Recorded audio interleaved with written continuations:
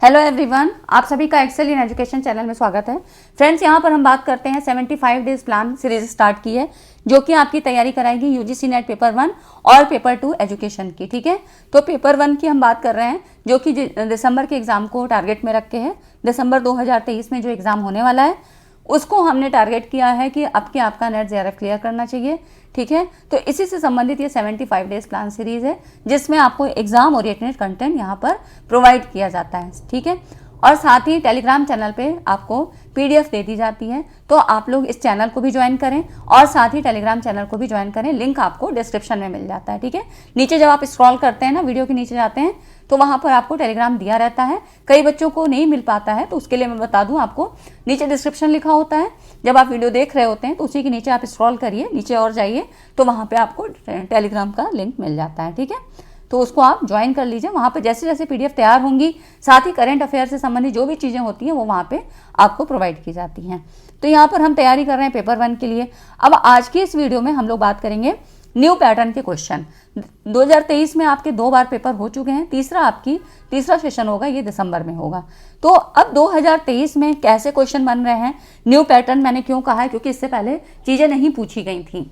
अच्छा, इन question paper का analysis करने के बाद ये सारी चीज़ें मैंने एनालाइज की हैं और अपने एक्सपीरियंस की बेस से बता रही हूँ कि अब किस तरह से क्वेश्चन पूछे जाएंगे और अभी क्या चीज़ें पढ़ाना बाकी है जो अभी नहीं पढ़ाई जा रही है ना। किसी ने भी नहीं पढ़ाया है, यूट्यूब पे भी मैंने देखा है किसी ने भी नहीं पढ़ाया, क्योंकि इतना डीप एनालिसिस करना पड़ता है, तब जाके चीज़ें समझ में आती हैं और फिर हमको ये लगता है कि अभी पढ़ाना क्या है ना।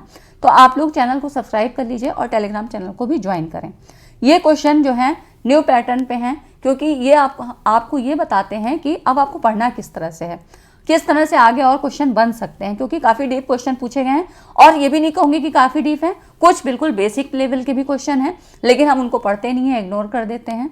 तो ये सारी चीज़ें ही हमको यहाँ पर इंडिकेट करती हैं कि हमें पढ़ना किस तरह से है। तो चलिए स्टार्ट करते हैं और यहाँ पर देख लेते हैं कि कैसे कैसे क्वेश्चन आपके 2023 में पूछे गए हैं। ठीक है, और ऐसा ही कंटेंट आपको यहाँ पर मिलता रहेगा। आप कोई भी वीडियो उठा के देख लीजिए, कोई भी आपका टाइम फालतू में वेस्ट नहीं है। सारी वीडियो में कुछ ना कुछ इन्फॉर्मेशन है और उनसे सवाल आए हैं, तो आप उठा के देख सकते हैं। ठीक है, चलिए यहाँ पर देखते हैं। पहला क्वेश्चन है, ये अभी आपका जून 2023 के एग्जाम में आया था। यहाँ पे कह रहा है pH an important water quality parameter. अब पीएच क्या है? जल गुणवत्ता पैरामीटर है। तो ये क्या क्या चीज़ें इसके अंदर आती हैं, ये चीज़ें हमको यहाँ पर बताना है। पीएच पहले यही पता होना चाहिए कि पीएच होता क्या है। पीएच स्तर क्या है? पीएच लेवल एक लॉगरिथमिक क्वांटिटी होती है जो जल में अम्ल का, एसिड, बेस और न्यूट्रल अवस्था का पता लगाने में मदद करती है। ठीक है, तो ये चीज़ें हो गई कि पीएच वैल्यू से हम क्या चीज़ पता करेंगे। अब पीएच वैल्यू किस तरह से कितने लेवल के अंतर्गत एसिड होगा, कितने के अंतर्गत बेस होगा, तो यहाँ पर बात करते हैं। पीएच वैल्यू अगर आपकी 0 से 7 है तो ये एसिड है। ठीक, ये एसिड हो जाता है, जल अम्लीय या एसिडिक हो जाता है। और यहाँ पर H+ हाइड्रोजन आयन प्रभावित होता है। ठीक, H आयन, हाइड्रोजन आयन। उसके बाद अगर पीएच लेवल अगर खाली 7 है तो ये न्यूट्रल हो जाएगा। ठीक, यहाँ पर अगर केवल 7 है, 0 to 14 जो है इसका एक स्केल होता है, तो यहाँ पर अगर 7 है तो यहाँ पे जल को न्यूट्रल कहा जाता है। ये N हो गया न्यूट्रल। ठीक है, ये मतलब ना एसिड है और ना बेस है। अगर पीएच लेवल आपका 7 से 14 हो जाता है तो ये हो जाता है क्षारी या एल्कली, मतलब बेस। ठीक, ये हो जाता है आपका बेसिक, है ना, बेस हो जाता है। तो जल में क्या होगा? यहाँ पर हाइड्रोक्साइड आयन प्रभावित होगा, OH, है ना। यहाँ पर हाइड्रोजन आयन प्रभावित हो रहा था, एसिड तब था, और जब बेस हो जाएगा, क्षारी हो जाएगा, तो यहाँ पर ये क्या हो जाएगा आपका? ये हो जाएगा OH, है। ठीक है, क्योंकि H2O आपका जल होता है, तो ये कैसे बनता है? H2O ये बनता है H+ और यहाँ पर OH-। ठीक, तो इस तरह से H2O, तो H+ एसिडिक हो गया और OH आयन जो है आपका बेस, एल्कली हो गया। अच्छा, पीने योग्य पानी की पीएच वैल्यू तो ये होती है आपकी 6.5 से, और ये होती है 8.5। ठीक है, 6.5 से 8.5 ये यहाँ पर होती है ना। तो इस तरह से अगर हम बात करें तो इसकी जो पीएच जो आपका ये सवाल है, इसके अंतर्गत कौन कौन से ऑप्शन सही होंगे, तो ये है is a measure of acidity in water. अब देखिए आप लोग पीडीएफ कहते हैं, पीडीएफ ठीक है मिल जाती है आप लोग को, लेकिन पीडीएफ को भी लेके और साथ में मैं जो आपको बताती चलती हूँ इसके साथ साथ नोट्स बनाया करिए। पीडीएफ आप देखिए, रेफर करने के लिए आप देख सकते हैं, लेकिन जो चीज़ें यहाँ एक्सप्लेन कर रहे हैं वो पीडीएफ में नहीं मिल पाती हैं कई बार, है ना। तो वो क्योंकि यहाँ समझाना पड़ता है तो उतनी सारी चीज़ें कैसे लिखी जाएंगी, फिर तो एक किताब तैयार हो जाती है। तो इसलिए पीडीएफ आप रेफरेंस के लिए रखिए और साथ में अपने नोट्स बनाते चलिए, ठीक है। उससे क्या होगा कि आपका एक तो नोट्स खुद का लिखा होता है ना, तो वो चीज़ें दिमाग में जल्दी बैठती हैं, आपको पेज नंबर तक याद हो जाता है कि इस पेज पे मैंने ये लिखा था। और जब आप एग्जाम में कई बार भूल जाते हैं ना, तो किस तरह से आपने एक डायग्राम बनाया था, कैसे चार्ट बनाया था, वो सारा फिगर बिल्कुल दिमाग में घूम जाता है। तो इसलिए अपने की पॉइंट्स को नोट जरूर करिए। तो चलिए अभी हम इस क्वेश्चन में आते हैं। यहाँ पे कह रहा है कि is a measure of acidity in water, जल में अम्लता की माप है, बिल्कुल सही है। एसिड को यहाँ पर चेक करते हैं। Is a measure of basicity, बिल्कुल ठीक है। यहाँ पे एल्कली है, क्षारी है, इसका भी मेजरमेंट होता है। कैन, इसका क्या मान 10 तक हो सकता है, can have value only up to 10, तो अप टू 10 तक नहीं होता है बल्कि 14 तक होता है, ठीक है। तो ये हट जाएगा। यहाँ पर कह रहा है represent the concentration of hydrogen ion, hydrogen ion की कंसंट्रेशन को प्रस्तुत करता है। मैंने आपको बताया कि H2O H+ और OH- जो है इसमें यहाँ पर डिकम्पोज होता है। अब देखिए अगर इसकी वैल्यू 0 है तो ये पुष्टि होती है कि जल पीने योग्य है। नहीं, यहाँ पर क्या होगा, कितनी बताइए मैंने, 6.5 से 8.5, ठीक। तो ये आपके सी और ई वाले ऑप्शन कट जाएंगे, जहाँ भी हैं सी और ई इनको काट दीजिए और बचा आपका क्या, ए बी और डी, है ना। तो ये भी कट गया आपका। तो इस तरह से, ठीक है। अब देखिए यहाँ पर कह रहा है निम्नलिखित में से किसने कृषि पर एक नई नीति प्रतिपादित की और पूसा में केंद्रीय संस्थान का निर्माण किया। अब यहाँ पर हमको देखिए किस किस के बारे में जानना होगा। तो अब आपको थोड़ा सा इन सब के बारे में भी जानना है कि उस समय का कौन जो है वायसराय था, कौन जो है जनरल वायसराय था ना। ये सारी चीज़ें आपको इनके बारे में पता होना चाहिए थोड़ा सा कि किसके कार्यकाल में क्या चीज़ें हुई, ठीक है। तो ये हायर एजुकेशन से सवाल बनता है और वो जो पहला हमने पढ़ा था वो एनवायरनमेंट से संबंधित है। यहाँ पर देखिए अब इसमें क्या है, तो जो इन्होंने जो नीति प्रतिपादित की थी, और तो ये लॉर्ड कर्जन थे। लॉर्ड कर्जन के बारे में थोड़ा सा जान लेते हैं। लॉर्ड कर्जन ने कृषि पर एक नई नीति प्रतिपादित की और पूसा में केंद्रीय संस्थान का निर्माण किया था। कर्जन ने कृषकों की दशा सुधारने के लिए 1902 में पंजाब भूमि हस्तांतरण अधिनियम पारित किया, ठीक। तो यहाँ पर ये जो है आपका इन्होंने एक ये नियम बनाया था। अब देखिए इस तरह से भी पूछ सकता है कि कौन सा ये नियम था, इसके अंतर्गत क्या था, किसने चलाया था, और इसके अनुसार क्या था, किसान का कर्जदाता कर्ज भरने पर किसानों की भूमि खरीद नहीं सकता था। मान लीजिए कोई किसान है, वो अपना जो उसने कर्ज ले रखा है अगर नहीं अदा कर पा रहा है, तो पहले क्या था, जमीन जब्त कर ली जाती थी, लेकिन इस नियम के अंतर्गत ऐसा नहीं था। वो जमीन उनके पास रहेगी ताकि आगे उनकी रोजी रोटी की व्यवस्था में कोई दिक्कत ना आए, है ना। तो ये किसने किया था, ये लॉर्ड कर्जन जी ने थे। इन्होंने कृषि पर एक नई नीति प्रतिपादित की थी, ठीक है। तो अब क्या है ना, हमको इस तरह से कुछ उनके डिटेल मतलब कुछ चीज़ें थोड़ा ज़्यादा डीप में पढ़नी पड़ेंगी। अब तक क्या होता था, आयोग और समितियों के बारे में पढ़ लेते थे और उन समितियों और आयोगों का क्या काम था, इससे संबंधित वीडियो मैंने बना दी है। वो पूरी वीडियो है, उसमें सारी चीज़ें क्रमवार हैं और सारी चीज़ें बताई हैं, इस आयोग के अंतर्गत क्या था, इस समिति ने क्या किया था।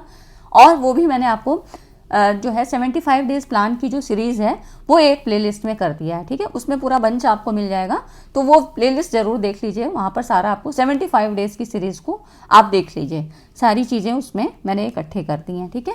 तो इस तरह से अब हमको ऐसे ही तैयारी करनी है। ये क्वेश्चन यहाँ पर इतना एनालाइज करने का इतना मुझे अपना मैंने टाइम दिया, तो ये इसका मतलब सिर्फ यही है कि मुझे पढ़ाना क्या है, आपको पढ़ना क्या है ना। आप कहीं से भी पढ़िए, लेकिन ये चीज़ें आपको ऐसे रिलेट करके पढ़नी है।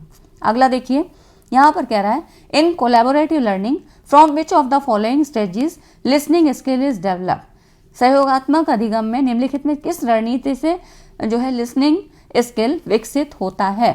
तो यहाँ पर देखिए कह रहा है कि लिसनिंग स्किल क्या होती है। पहले तो ये बताइए कि लिसनिंग स्किल क्या होती है। तो लिसनिंग स्किल से मतलब ये होता है कि मान लो आप कमरे में बैठे हुए हैं, आप कहीं पर भी बैठे हुए हैं, और अब नॉइज़ के लिए क्या क्या चीज़ें हैं जो कि आपको ध्वनि दे रही हैं, है ना, जिनसे साउंड प्रोड्यूस हो रहा है। जैसे कि पंखा चल रहा है उस रूम में, है ना, कुछ मान लीजिए आप मोबाइल देख रहे हैं या टीवी, कुछ भी चल सकता है। बाहर से बच्चों के खेलने की भी आवाज़ आ रही है, और आपको मान लीजिए आपका भाई कुछ बात कह रहा है या माँ बुला रही है, तो ऐसे क्या है उसी समय ये सारी क्रियाएँ हो रही हैं, ठीक है। अलग अलग जो जगह से नॉइज़ आ रही है, साउंड आ रहा है, पर आप अपना ध्यान किसी एक ध्वनि पर केंद्रित करें मतलब आप, लेकिन क्या है, उन सारी चीज़ों को इग्नोर करते हुए अगर आप पढ़ रहे हैं तो उसी पर आपका ध्यान फोकस है। तो यही हो जाती है लिसनिंग स्किल। ठीक है, तो लिसनिंग स्किल्स का मतलब हुआ कि इसके लिए अगर लिसनिंग स्किल अच्छी है तो अच्छी इस लिसनिंग स्किल के लिए मानसिक एकाग्रता ज़रूरी होती है। और ये हमें कोलैबोरेटिव लर्निंग की अगर बात करें तो किस स्ट्रेटजी से यहाँ पर विकसित हो सकती है, ये होती है फिश बाउल। ठीक है, यहाँ पर ये फिश बाउल है, इसमें थोड़ा सा इसके बारे में जान लेते हैं। कोलैबोरेटिव लर्निंग में फिश बाउल रणनीति से कौशल विकसित होता है।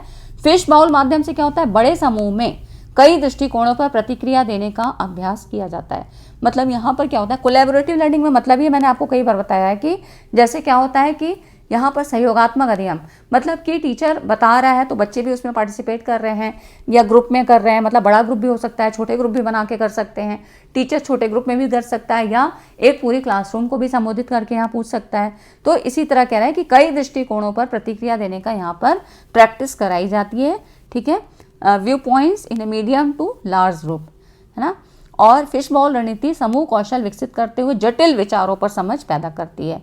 तो इस तरह से जो फिश बाउल स्ट्रेटजी है, यहाँ पे कॉम्प्लेक्स आइडिया, मतलब उस समय भी काफ़ी सारे विचार आ रहे हैं, उन पर भी उनसे भी मतलब एक मेन जो छांट के उस पर अपना ध्यान सारा फोकस करना। तो ये हो जाती है आपकी फिश बाउल, है ना। तो ये हो जाती है आपकी कोलैबोरेटिव लर्निंग से। कोलैबोरेटिव लर्निंग के बारे में मैंने आपको पढ़ाया है, काफ़ी चीज़ें आपको बताई हैं, इससे संबंधित क्वेश्चन भी कराए हैं और साथ में ये पूरी टेक्निक बताई है। तो उसी में से ये टेक्निक होती है फिश बाउल, है ना। और इससे संबंधित प्रश्न हर बार पूछा गया है। आगे देखते हैं, यहाँ पर देखिए, ऐसे शिक्षण को क्या कहा जाता है जिसमें सभी छात्रों को चुनौतीपूर्ण अनुदेश दिए जाते हैं और आवश्यकता अनुसार सहायता प्रदान की जाती है, परंतु जब छात्र स्वयं इन सभी को संभालने में सक्षम हो जाते हैं तो सहायता हटा ली जाती है। आपको कुछ याद आ रहा है इससे संबंधित? एक मैंने आपको और जो है मेथड बताया था टीचिंग में, कौन सी ऐसी जो है मेथड्स यूज़ करते हैं, तो वाइगोत्स्की की स्कैफोल्डिंग भी इसी तरह का था। इसके बारे में सवाल कई बार आ चुके हैं। तो स्कैफोल्डिंग के बारे में मैंने आपको बताया था कि ये क्या होती है, कौन सी टेक्निक है, तो किसकी है, तो यहाँ पर ये है आपकी वाइगोत्स्की की स्कैफोल्डिंग। मचान, है ना, पाड़ बांधना, मचान, इस तरह हिंदी में कहते हैं, लेकिन इंग्लिश में टर्म सारे याद किया करिए, क्योंकि अभी आपको मैं दिखाऊंगी कि कुछ एक क्वेश्चन हिंदी में कुछ और ही है, इंग्लिश में कुछ और है। तो यहाँ पर देखिए, और जब एनटीए का कुछ ऐसा विवाद फंसता है ना तो इंग्लिश वाला ही माना जाता है ना। तो इन चीज़ों को ध्यान में रखते हुए थोड़ा सा इंग्लिश में ध्यान दीजिए। तो अब ऐसी शिक्षण को क्या कहा जाएगा जिसमें कि सहायता प्रदान की जाती है, परंतु जब छात्र इस योग्य हो जाते हैं तो सहायता हटा ली जाती है। इसको कहते हैं एडेप्टिव टीचिंग, अनुकूलनात्मक शिक्षण। और इसी तरह का स्कैफोल्डिंग में था। स्कैफोल्डिंग में क्या था कि जब हम, वाइगोत्स्की की थ्योरी थी और यहाँ पर यह था कि बच्चे को अपने स्तर से प्रयास करने को कहा जाता है, लेकिन कुछ समय के बाद जब वो उसका प्रयास निरर्थक हो जाता है, नहीं दे पाता है, तो फिर वहाँ पर उसको किसी के सपोर्ट की ज़रूरत होती है। ठीक है, तो ये हो जाता है स्कैफोल्डिंग।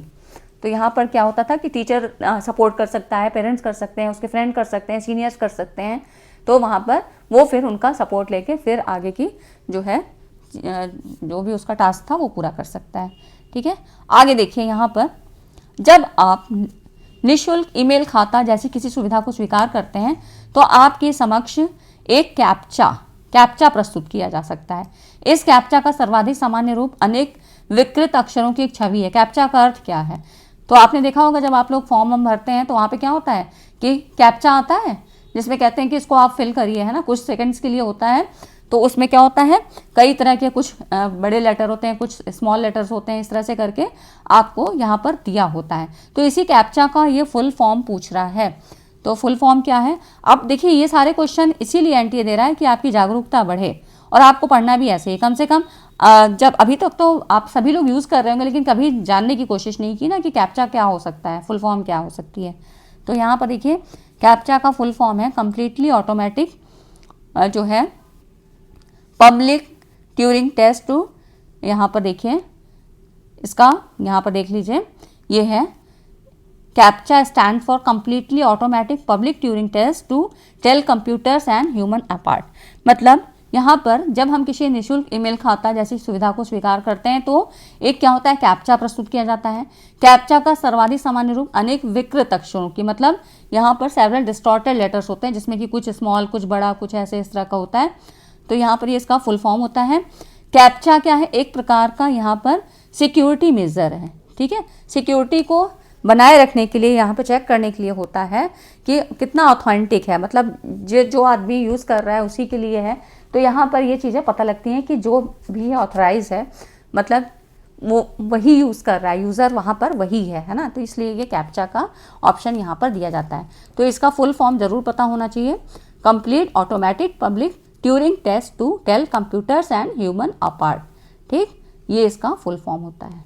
तो अब आपको जागरूकता बढ़ानी है और सारी चीज़ें इसी तरह से पढ़नी है। अब देखिए यहाँ पर कह रहा है, निम्नलिखित ऊर्जा स्रोतों में से किस एक की प्रति एकल मतलब पर यूनिट मास द्रव्यमान ऊर्जा अंश सबसे कम है। तो ये किसका कम है? ये होता है बायोमास का। इसके बारे में जान लेते हैं।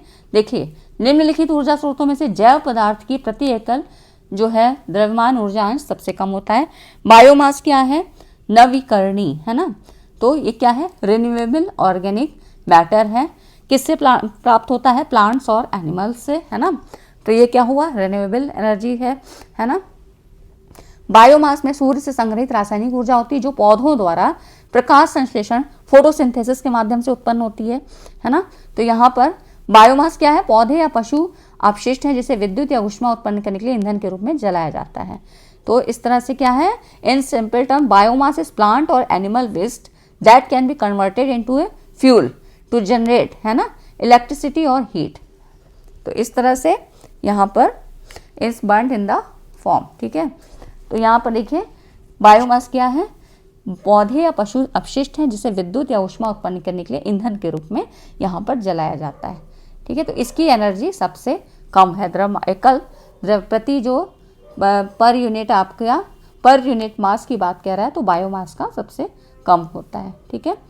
और ज़्यादा डिटेल हम लोग पढ़ेंगे जब इसके बारे में पीडीएफ जो है पीपल डेवलपमेंट का चैप्टर पढ़ेंगे ना, तब उसमें ये सारी चीज़ें मैं आपको कवर कराऊंगी। इसीलिए मैंने आपको क्वेश्चन दे दिए कि अगर आप अभी पढ़ भी रहे हैं तो इस तरह से पढ़िए। अब देखिए अगला क्वेश्चन है, अच्छा क्वेश्चन है। यहाँ पे कह रहा है, अकॉर्डिंग टू यूजीसी रेगुलेशन 2018 के यूजीसी रेगुलेशन के अकॉर्डिंग है, promotion of academic integrity on institutional academic integrity panel will consist. मतलब यहाँ पर पूरी बात कह रहा है कि अकादमिक निष्ठा नहीं होना चाहिए, यहाँ पे सत्यनिष्ठा होनी चाहिए। ठीक है। के संवर्धन में यूजीसी अधिनियम 2018 के अनुसार संस्थानिक अकादमिक सत्यनिष्ठा पैनल में होंगे। यहाँ पे सत्यनिष्ठा होना चाहिए क्योंकि निष्ठा पैनल और सत्यनिष्ठा ये अलग अलग है। तो यहाँ पे ये आप देख रहे हैं यूजीसी अधिनियम 2018। तो ये जो नियम है ये था आपका यूजीसी का उच्चतर शिक्षा संस्थानों में अकादमिक सत्यनिष्ठा और साहित्यिक चोरी की रोकथाम, मतलब प्लेजरिज्म रोकने के लिए ये जो रेगुलेशन चलाया गया था यूजीसी रेगुलेशन 2018, ये इसी से संबंधित प्रश्न है। ठीक है। अब इसमें कह रहा है कि इस संस्थानिक अकादमिक जो सत्यनिष्ठा पैनल है इसमें सदस्यों की पूछ रहा है कि कौन कितने सदस्य होंगे। तो यहाँ पर 4 मेंबर्स हैं। अगर आप खाली निष्ठा पैनल ऐसे देखोगे ना तो ये अलग है, इसके बारे में भी मैं आपको भी बताती हूँ। तो यहाँ पर हम देख लेते हैं कि ये जो आपकी संस्थागत शैक्षिक सत्यनिष्ठा पैनल है इसमें 4 सदस्य दिए हैं, है ना।